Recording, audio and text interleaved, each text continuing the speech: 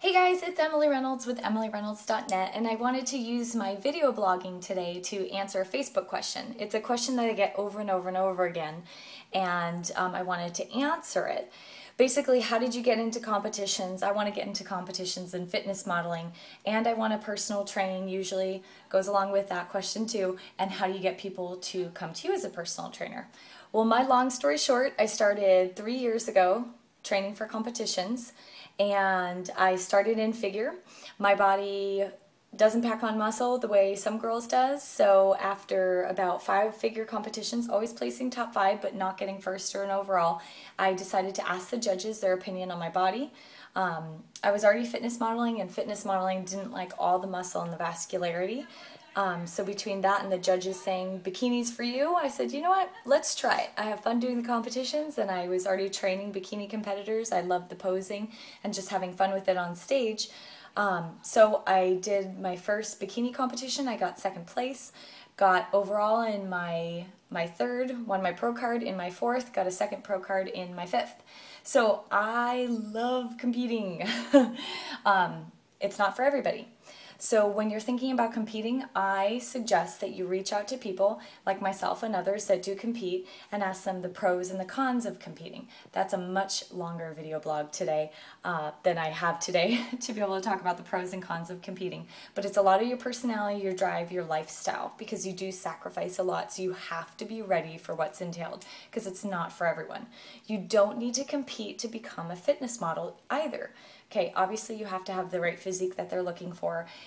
Going back to what I said with figure, there is a place for that figure body, that harder, more vascular cap shoulders, wider lats. There is that look in fitness modeling, but it's more of a specific type of fitness modeling. So you have to think about what kind of modeling you want to get into. If you want to do fitness and as well do more of a commercial look, which is kind of what I do, you want to be fit but not have, completely shredded abs all the time. Your veins can't be popping constantly. You have to have more of that physique that everybody aspires to be, and they look at you and go, I could do that. It might take me a lot of work, but I could do that. Not the physique that you're like, oh my God, that woman is such a goddess. I could never look like that. Look at her lean, shredded muscle, like more the Oxygen magazine, that it is obtainable, but a lot of people don't believe it's obtainable.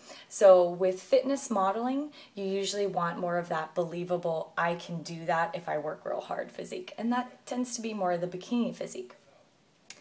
Fitness modeling, everybody asks me, how do you get all your work? I get almost all of my work myself. Networking with people. I do have a couple of agent type of modeling people that have a lot of connections in the world from being around and knowing more people than I do, so I rely on them for that. And again, it's about who you know in your relationships. You have to have good relationships with these agents. You have to trust them. They have to like you. What goes around comes around. Someone said something really cool to me the other day when my boyfriend and I were walking. She said, you know what, we all meet downstream.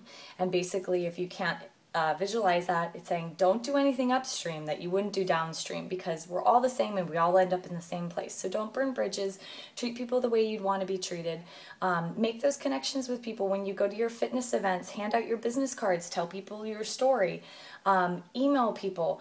Look in the magazines and start emailing the magazines yourself, and don't give up. Don't think that you're going to email Oxygen magazine a picture of yourself and you're going to be in there next week. Okay, but don't think that if you don't email them 50 pictures over a year that you won't end up having a spread. Okay, so you have to be really persistent, just like you are with your fitness. Your body's not going to change overnight. You're not going to drink one protein shake and have tight abs. It's persistence and consistency. So it's the same with fitness modeling. It's the same with competitions. So make sure that you have the right mindset. You know your purpose. You know why you're doing it. And put your all into it. And I think that pretty much covers everything. Oh, about getting clients.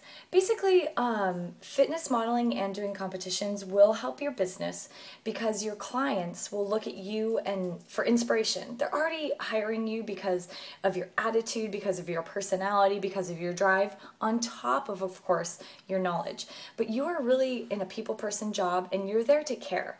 You're not just looking at people as a body to shape. You're looking at them as a heart and a soul, and people who have issues and people who have good days and bad days and have struggles, and you really have to be there to push them. So if they see you push yourself to the next level, whether it be fitness modeling, doing a competition, or just changing your physique to be proud and give yourself a high five, your clients are really going to look up to you. So that's how it all kind of ties in, and know how to brand yourself.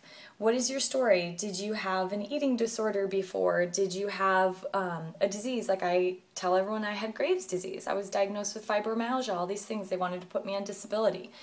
They said I had irritable bowel syndrome and I should go on medication. But I found out through eating clean and training really, really hard and getting on the right natural supplementation that my body was going to be okay, and that I didn't have all these diseases and I wasn't all these diagnoses. I was Emily Reynolds, and I could do whatever I wanted with my body and with my fitness. So I chose competitions, fitness modeling, personal training, clean eating coaching, and I chose to inspire and motivate people. So hopefully this video really helps you. And Katie, I did this one especially for you. I get this question a lot, but you really motivated me to do a video for you on it. So I hope this really helps answer your questions.